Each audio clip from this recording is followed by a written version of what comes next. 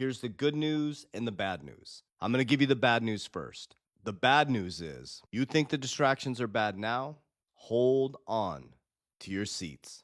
But here's the good news. As you look this way, there's a whole nother narrative going on this way. And so I'm going to help you break down the macro microeconomics and what's actually happening. Of course, this is my opinion, my research. I always share with you exactly what I'm doing. I encourage you to do your own and educate yourself. But I've devoted my life over the last 18 years studying cycles, how markets play out, and understanding how collapses happen and how wealth is built in chaos. That's how we became seven-figure investors and seven-figure entrepreneurs, understanding cycles. That's how I've allowed my businesses to survive during cycles and thrive during cycles, and how I've become wealthy in the red and exited properly in the green. So like I said, the bad news is you think the distractions are bad now, get ready. A new system's coming in. And as new systems come in, it gets extremely, extremely chaotic.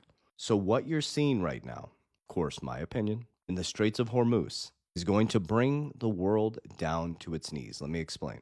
And this is if, which is happening right now, if the straits stay closed, you are going to see what we call an energy crisis. You're already seeing energy rationing around the world. UAE just went independent and left OPEC. You're starting to see people trade outside the US dollar in oil, or oil outside the US dollar. Central banks around the world are stacking gold. People are dumping US treasuries. So the Straits of Hormuz impacts every single one of us, just like the pandemic in 2020 did. It causes a global shock.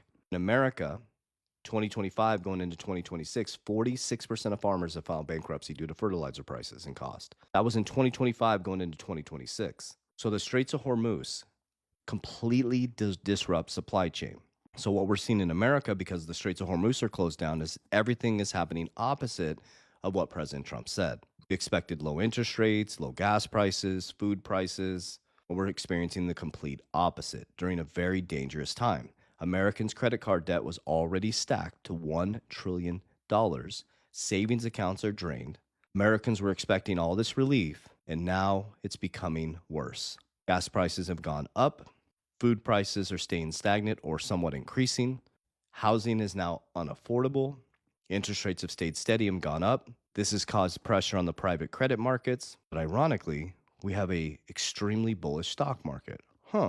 Gold and silver running up at the same time as the stock market. It's completely detached from reality. So they're walking a delicate tightrope. We got Kevin Warsh coming in. Now everybody's expecting him to drop rates down and print a ton of money.